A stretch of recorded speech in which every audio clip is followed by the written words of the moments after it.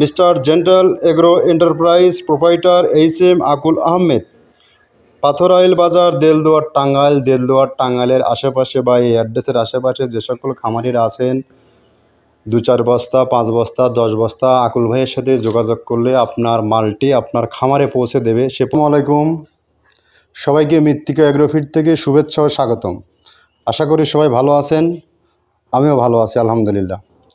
তো যা হোক, প্রতিদিনের ন্যায় আজও আমরা আমাদের মৃত্তিকা এগ্রোফিটের মিলে উপস্থিত হয়েছি। এখান থেকে মূলত গোখাদ্য বিক্রি হয়। 30 আইটেম দিয়ে তৈরি করা একটা মিশ্রণ রেডিমিক্স, যেটার নাম মৃত্তিকা এগ্রোফিট। এখান থেকে মূলত সারা বাংলাদেশে এই গোখাদ্যগুলো বিক্রি হয়, আর এখান থেকেই সারা বাংলাদেশে ডিলার নিয়োগ হয় সহজ শর্তে। তারই অনুযায়ী আজ একটি নতুন ডিলার আমাদের সাথে যুক্ত হয়েছেন।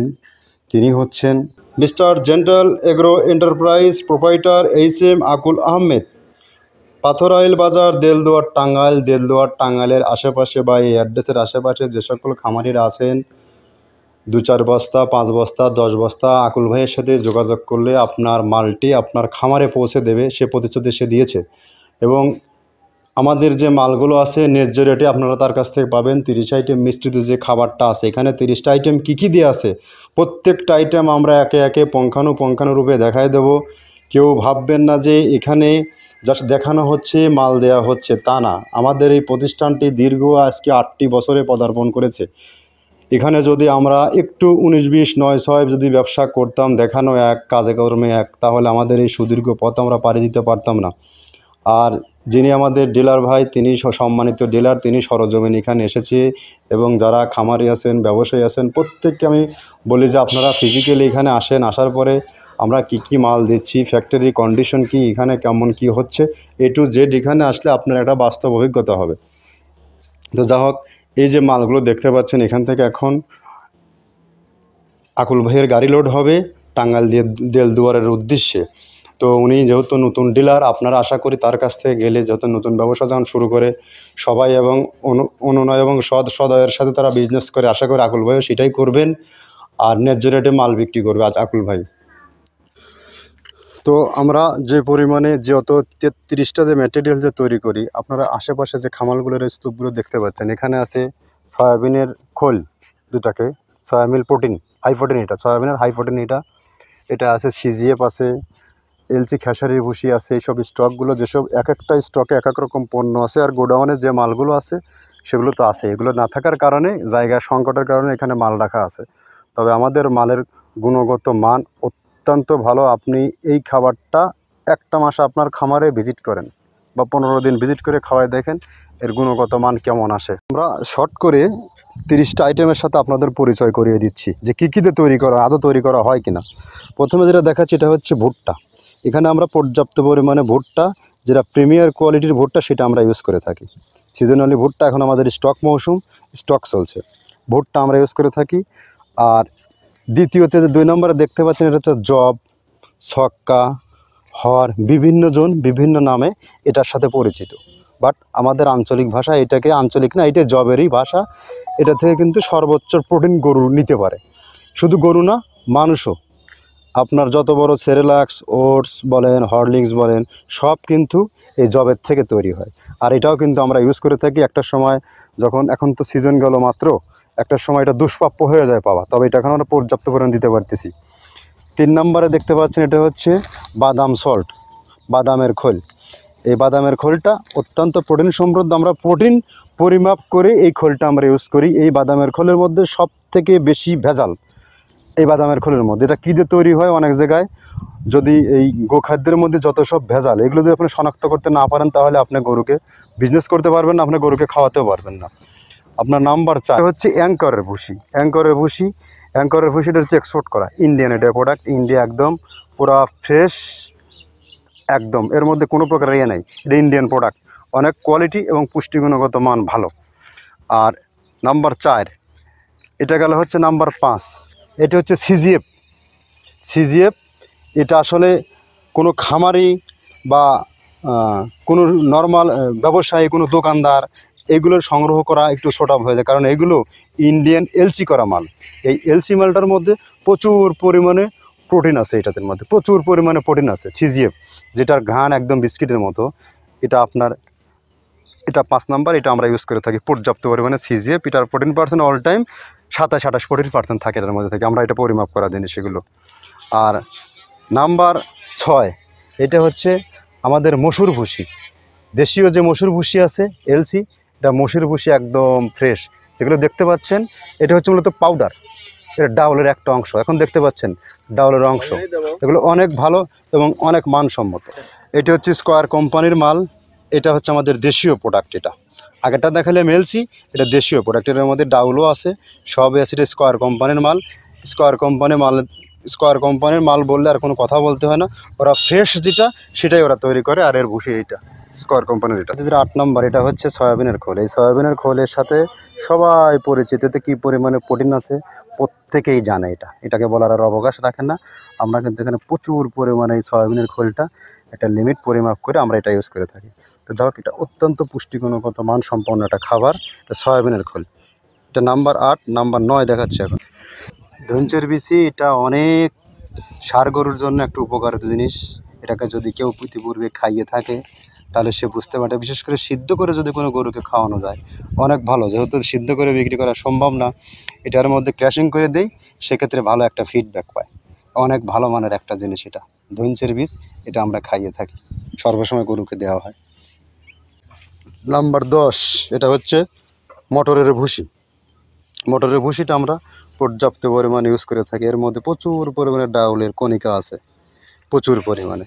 এটা গাভী গরু প্লাস ষাঁড় গরুর দুধ ভিত্তিতে, গাভী গরুতে বিশেষ করে দুধ ভিত্তিতে অনেক সহায়ক, এবং ষাঁড় গরুতেও বেশ ভালো।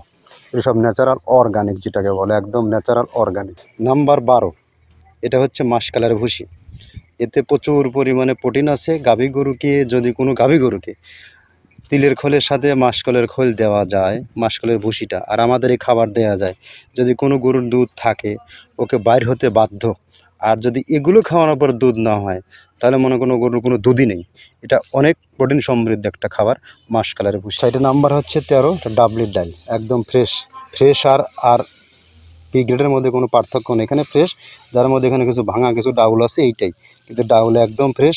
ডাবলিটা আমরা ক্যাশিং করে, যেমন ডাবলি এখানে দেখে ডাবলিটা ক্যাশিং করে দিচ্ছি। যে অ্যাঙ্কারের যে ডাউল, অ্যাঙ্কারের একদম ফ্রেশ যে ডাউল, এটা সেটার ডাউল, অ্যাঙ্কারের ডাউল। এই ডাউলটা আমরা এখানে ইউজ করে থাকি। একদম এর মধ্যে কোনো পোকা নেই, দানা নেই। মানুষের যে খাদ্য, ডাউলের দামটা অনেক কমে গেছে, যার কারণে এটা আমরা ফ্রেশটাই এখন ইউজ করতেছি টোটালি। এটাও ক্র্যাশিং করা হয়। নাম্বার গম, আমাদের দেশীয় যে গমটা এখানে আমরা প্রচুর পরিমাণে ইউজ করে থাকি, ভাঙায় দেওয়া হয়। আবার এটা তো ল্যাঙ্কের ডাল।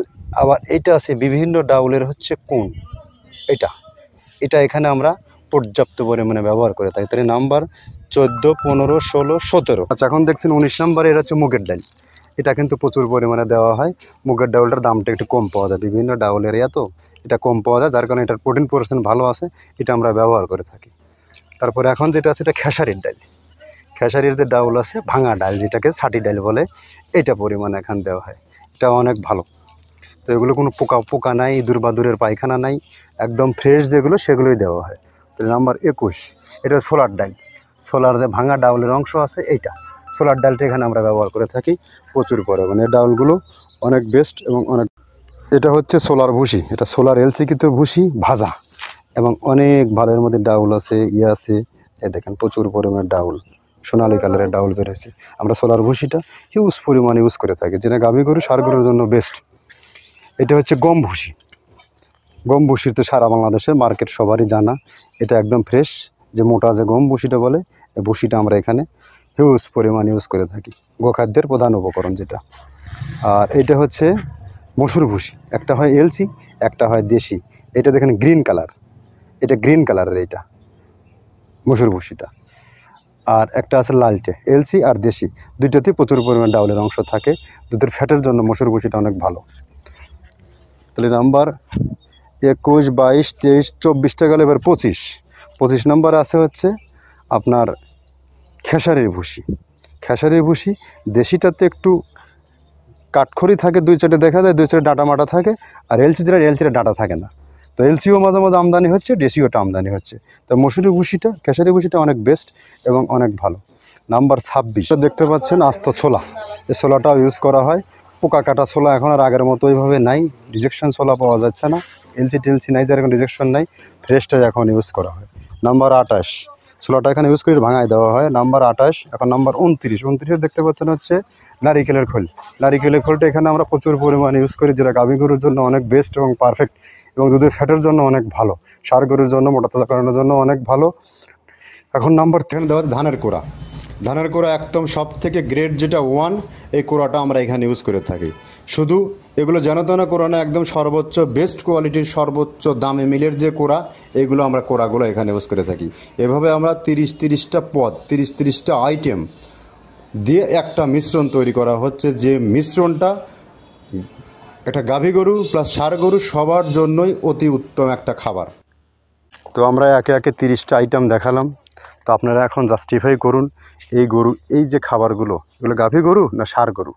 আমরা এটা 100 ভাগ ষাঁড় গরুর জন্য পারফেক্ট, 100 ভাগ গাভী গরুর জন্য পারফেক্ট। কারণ এখানে যেগুলো দেখানো হলো টোটালি অর্গানিক একটা ফিড এবং ন্যাচারাল ফিড, যেটা আমি সহ, আমার খামার সহ বাংলাদেশের প্রত্যেকটা বড় বড় খামারগুলোতে এই খাবার খাওয়ায়। কেননা যেসব খামার আইকনিক, যেসব খামারগুলো আছে, এই খামারগুলোই কিন্তু অবশ্যই এরা ল্যাব টেস্ট করে খাবারের গুণগত মান, প্রোটিন নিশ্চিত করে কিন্তু খাবারগুলো খাওয়াচ্ছে। এখন তা যদি না হয় তাহলে আমরা এই সুদীর্ঘ সময় পাড়ি দিতে পারতাম না। তো যা হোক, দয়া করে আপনার এরিয়ায় খাবার নিয়ে যদি কোনো সংশয় থাকে, যদি কোনো প্রোটিন মাপার, যদি কোনো পরিমাপক কেউ থাকে, আপনারা প্রোটিন নির্ণয় করবেন, নির্ণয় করার পরে খাওয়াবেন।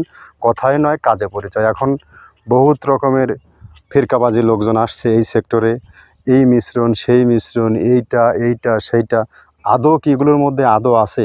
আপনি নিশ্চিত করার জন্য আপনার সবার ফ্যাক্টরিগুলো ভিজিট করুন, তারপর আপনারা এখানে এসে সিদ্ধান্ত নেবেন। তবে ব্যবসা করতে হলে একজন ন্যায্য, প্রতিষ্ঠিত, আদর্শ ব্যবসায়ী হতে হবে। আর একজন আদর্শ ব্যবসায়ী, একজন নীতিবান, আদর্শ, সঠিক ব্যবসায়ীকেই খোঁজে। উল্টাপাল্টা ব্যবসায়ের হাতে পড়ে আপনি আপনার ব্যবসার ক্ষতি করবেন না, মূলধন নষ্ট করবেন না, এটা আপনাদের অনুরোধ।